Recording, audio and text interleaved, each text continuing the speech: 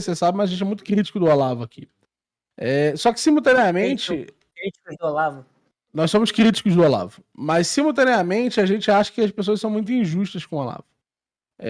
Eu vejo uma certa tendência a um conjunto de pessoas que, de alguma forma, são pessoas razoavelmente esclarecidas, que seguem o Olavo, hoje mesmo o Olavo tendo tido todos esses problemas que ele tinha em relação à ciência. Então, um exemplo aqui, se você puder colocar aí na tela, deve ver aí, é esse exemplo que eu mandei aqui eu tô compartilhando com você, do David Panseira.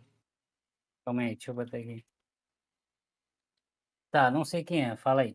O David Panseira é doutor em matemática e ele gosta bastante do Olavo. Ele considera o Olavo uma figura interessante. O Fábio Salgado também, se não me engano, ele é mestre em física.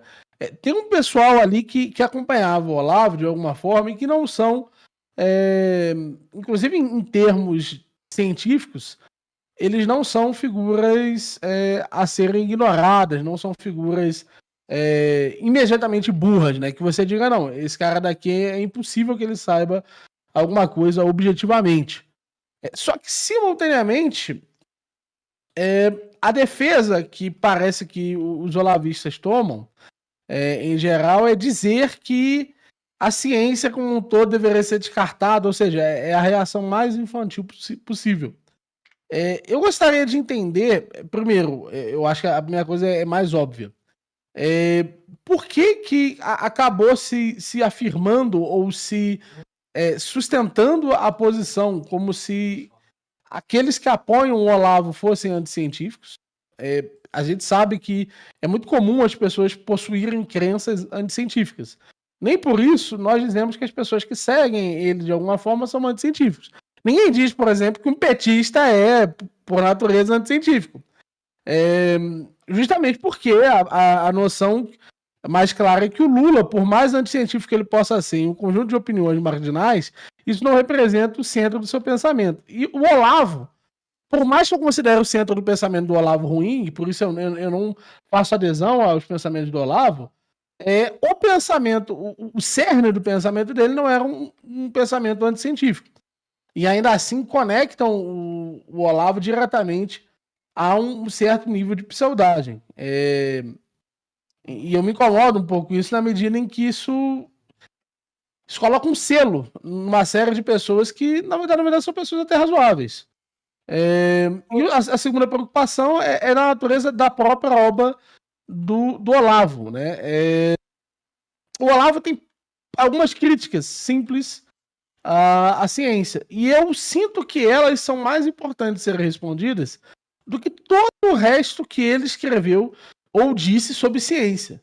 Tudo que ele escreveu sobre ciência deveria ser ignorado na medida em que representa uma quebra de pensamento muito estranha em termos das descobertas e do que nós sabemos hoje sobre o avanço científico.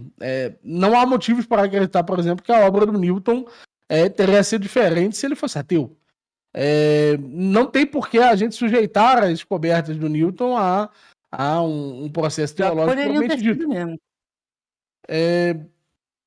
E aí, cara, eu queria entender um pouquinho dessa noção de, tipo, por que os reacts que importam, que são os reacts, tipo, caraca, o que o Olavo disse sobre ciência? Eu pesquiso agora no YouTube e acho. Olavo Ciência. Cara, eu acho. Eu concordo com o que você tá falando, de verdade. Eu diria pra você. Eu já pensei nisso, inclusive. Eu diria pra você que existem algumas merdas que elas são engraçadas, entendeu? E que geram bastante comoção. Tipo os fetos na Pepsi, entendeu? Ou a parte lá da Terra plana e tal, ou da astrologia, isso gera memes e acaba ofuscando todo o resto, tá ligado? Sim. Eu acho que é isso que acontece, misturado com o fenômeno de internet. Então, Sim. aí acaba, tipo, sabe? O cara tá falando que tem feto na Pepsi, pra que eu vou ouvir o resto que ele tem? Mas isso aí foi propaganda política, cara. É porque isso estava pegando lá da direita lá fora. Todo mundo tava falando isso aí. Não, é o assunto da semana. E o Olavo pegava e comentava essas coisas. O Olavo, assim, uma vez, ele me reagiu, né? Ele reagiu? Tá aí na internet, se a galera quiser procurar. Eu nunca entendi, eu nunca vou entender, já que ele morreu, né? Mas ele chegou, ele falou assim, tem um tal de Felipe de Café e Ciência, que às vezes ele acerta, mas às vezes ele erra muito, mas às vezes ele acerta. Eu não sei o que eu acertei e o que eu errei pra ele. Veja, Eu- cara, deixa eu recomendar um vídeo, cara, que ia ser muito bom você reagir, cara, do Olavo. Esse primeiro vídeo aqui, velho. Ciência e falsa ciência. Batendo na definição de metodologia científica do Olavo. Cara, isso aqui é um vídeo fácil que não foi feito ainda. Ele falando sobre a Pepsi viralizou já várias vezes. Mas o que o Olavo tem a dizer sobre ciência? E isso deve ser respondido e atacado. Porque eu acho que o Olavo tá errado sobre ciência, tá? Eu acho que o Olavo, porque ele não gosta dos pragmáticos, os pragmáticos que inventaram essa noção da verdade pragmática, por causa do dilema do mentiroso, de que a solução do dilema do mentiroso é uma proposição não decidida. Diferente do pessoal que resolveu usando Tarski, que resolve com uma meta-sentença, ele resolve com uma sentença não decidida, esperando uma outra sentença que de alguma forma a complete.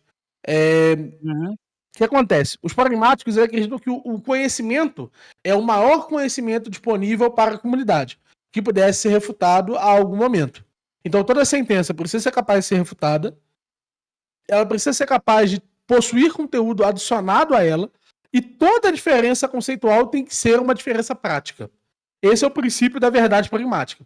A verdade pragmática, de alguma forma, embasa a ciência, na medida em que você vai compreendendo que toda nova adesão de conhecimento, toda nova evidência, nos ajuda a estarmos em um novo momento teórico. Então, um exemplo claro, né? A noção do céu ser azul. No início, a gente pode trabalhar com a noção do céu é azul no tempo 1. No tempo 2, a gente pode considerar, não. Na verdade, o céu é uma amálgama de cores que são retratadas para a gente ver. E no momento 3, a gente pode tratar, não, mas ainda assim, esse tipo de coloração específica na distância que nós estamos nos retorna que o céu é azul, ou seja, as pessoas verão um céu azul em virtude da faixa em que elas estão, a distância em que elas estão e como esses fenômenos acontecem. Então a mesma informação, o céu é azul, é transmitida de forma diferente pela mesma comunidade. A comunidade que está em T3, ela pode ter a mesma verdade que T1, mas ela fez um processo científico, de fato, e avançou na conquista da verdade. Isso, para mim, dá origem a uma definição de ciência mais robusta, e vários teóricos vão trabalhar com isso. O Olavo, ele quebra essa noção científica na medida em que a visão dele de ciência é mais próxima de uma noção da atuação da cognição do logos como um fato real, específico e direto, do que como algo sobre escrutínio. Certo? Então, para ele, a verdade já está dada desde o primeiro instante. A verdade é uma correspondência imediata sobre a qual o nosso intelecto fará a visão. E o fato da nossa visão ser incompleta não postula que a verdade está em constante mudança. Só que tem diversos problemas nisso. Ele parte do princípio de que a verdade existe e basta interpretá-la? Exato. Do ponto de vista, ele é um correspondista. A verdade existe como uma correspondência a algum determinado fato do mundo. Mas esse é o, digamos, axioma do conhecimento teológico, né? A verdade existe e já foi revelada, basta interpretá-la. Em ciência é diferente, né? Em ciência, o axioma é a gente não sabe se a verdade existe. O máximo que a mas gente nesse sentido, fazer... existe um nível empírico aqui. Alguma interação empírica existe, na medida que o nosso intelecto, simulando o intelecto divino, é responsável por aprender a verdade. Mas mesmo essa apreensão, ela já inicia-se como uma apreensão absoluta da coisa, sobre o qual é a nossa incapacidade intelectual que é incapaz de compreender a coisa naquele elemento X. Não existe uma progressão de conhecimento para o Olavo. Nesse sentido, só existe a negação da verdade que lhe foi apresentada. Então, por isso que eu estou te falando. Quando a pessoa parte do princípio de que a verdade já existe e foi revelada, basta interpretá-la, se você tiver uma experiência qualquer que seja na natureza que contrarie a verdade, negue a realidade, entendeu? É basicamente O erro está efetivamente na interpretação efetiva que você deu daquela estrutura. Mas nesse vídeo, ele vai apresentar uma dessas facetas. E eu senti falta desse tipo de resposta. E aí eu tenho vários outros problemas com o Olavo. Mas se, por exemplo, o vídeo do fisiculturista atacando o Olavo, se ele tivesse um vídeo, tranquilo, tem um vídeo lá da Pepsi, e simultaneamente ele tivesse um segundo vídeo atacando a definição de ciência do Olavo, pegando, por exemplo, a aula específica que o Olavo trata aí, dizendo, cara, olha só, isso que o Olavo fez aqui é uma má definição de ciência. Isso que ele está fazendo aqui, ele está usando um tipo de corrente científica que não é compatível com o tempo atual. Isso aí dizer que eu nem sei qual é o vídeo que você está falando do... Tá na tela aqui. O fisiculturista o fisiculturista tem um vídeo muito grande do Olavo. Olavo, eu não sei, cara, eu não assisto essas porra não, velho. Aqui, ó. 419 mil visualizações. É muito grande. Se ele tivesse simultaneamente que ele tem esses vídeos aqui, ele tivesse um vídeo atacando a ciência do Olavo, isso teria tido um impacto muito maior sobre as cabeças pensantes. Deixa eu só fazer...